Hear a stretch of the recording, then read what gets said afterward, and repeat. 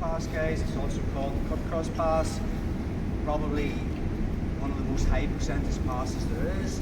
We just go through a real basic model of it today, and then we'll add layers on it on Thursday night and continue that on to the next week. Nothing's changed. Basically, it's the same stuff. I don't want Aaron's feet pointing at me. So 1, don't pass the toe line. 2, if he's doing egg beaters and palming and catching it and making that grip.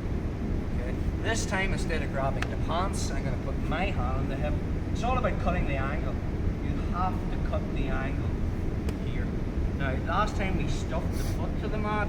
This time, I'm going to pin his knee to the mat. The problematic area of the cut cross pass or the knee slice pass is the reverse Danaher. So we want to be pinning that knee to the mat and making a wedge with our shin here to close that down. Because once you close that down, then it becomes a very high percentage pass. So again, we don't want to be, the biggest mistake people make is Danaher here. Now we're going to show you in later classes how to actually pass all these guards if you're caught in them first.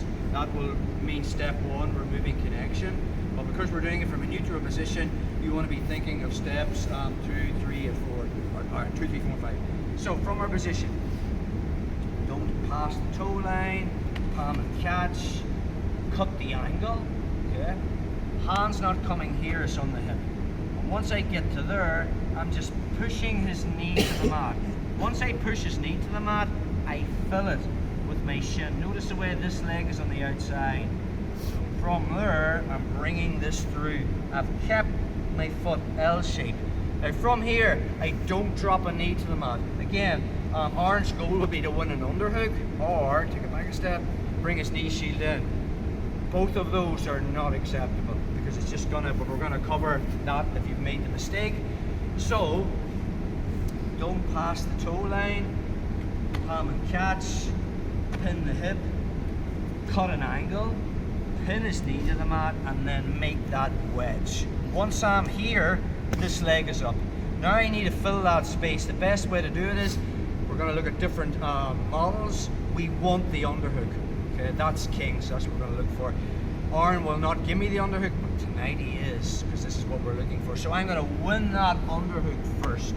The minute I win the underhook, there's no space between him and me, so he can't re-pummel and get his knee shield in. The second I'm here and I make that underhook, I stick my head into his throat and I find the elbow. I'm going to put my hip on his hip, and now from that position, I'm going to come through. Notice the way my butt isn't on the mat. Now, it's all about him carrying my weight. Once I'm here, he's not carrying my weight. This is the detail. I actually take my head out and bring it over my hand and put my lat on his lat. Now he's carrying my weight. Now I'm sitting through, but again his knees are pointing at me. And again, another thing is, see the way he's made that wedge, take it back a step, I'm going to be here. I'm only up here so you can hear me talking. I'm down here, take the wedge now. And now I'm walking his knees the other way, putting my hip on his hip, then I go in the cross face, and now 100 kilos. So that again. So, from here, 1, don't pass the toe line. Palm and catch 2. Hand goes in the hip 3. Cut an angle, that's the important one, 4. Right. Once I'm there, pin the knee to the mat and make that wedge. Once I make the wedge, this foot's coming up, okay? And now from here, it'll be a battle of what we get. Sometimes I'll have to make this grip, sometimes I can do it one-handed, but for the sake of the drill, I'm gonna win that underhook, that's king. Once I win the underhook, my head goes into his throat. I'm gonna find that elbow, and now from this position, I put my hip on his hip. Now I want him carrying my weight. So now my head comes over the underhook, I sit through, and then I put my hip against his hip and walk his knees back the other way. Notice the way I'm corralling that with my hip. Try to move, bro. And now we're into that 5th step. Look where my elbow is. It's wedging. If Aaron tries to move his hips left or right, I'm controlling that.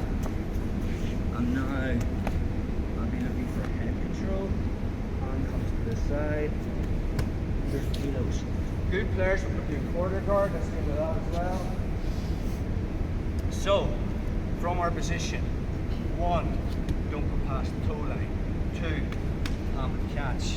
3, hand goes in the hip. 4, cut an angle. 5, pin the knee to the mat. 6, make the wedge. 7, my leg is out. Okay. 8, I win the underhook.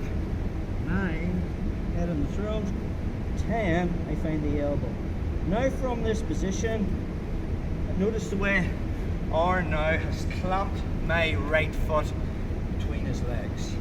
I continue the pass as before.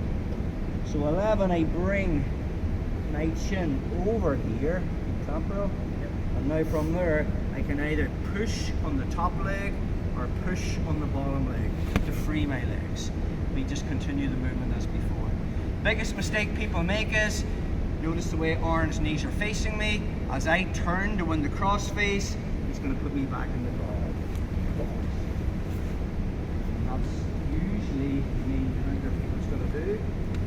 From here, once I get here into this, my left is away. This is my mind. Turn. When I go over the cross face, I'll be back in the guard.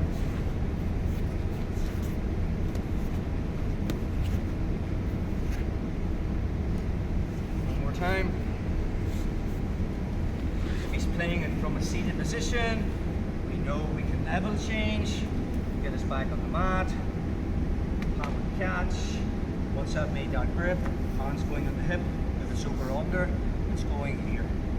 Cut the angle, that's the detail. Once I'm in that position and I've got his knee towards the mat, I keep it there with my wedge. Notice the way I keep that foot L-shaped. Okay?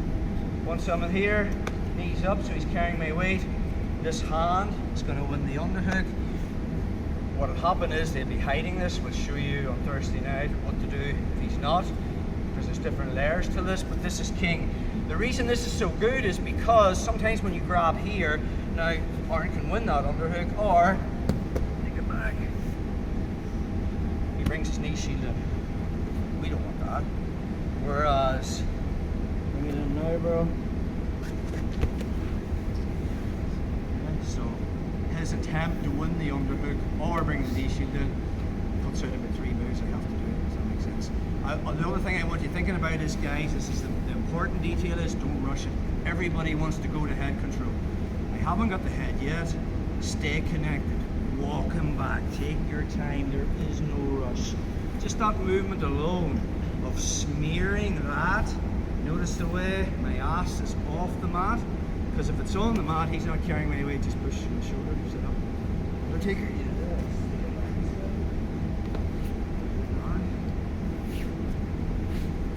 And now, see the way he's pushing? Keep it there.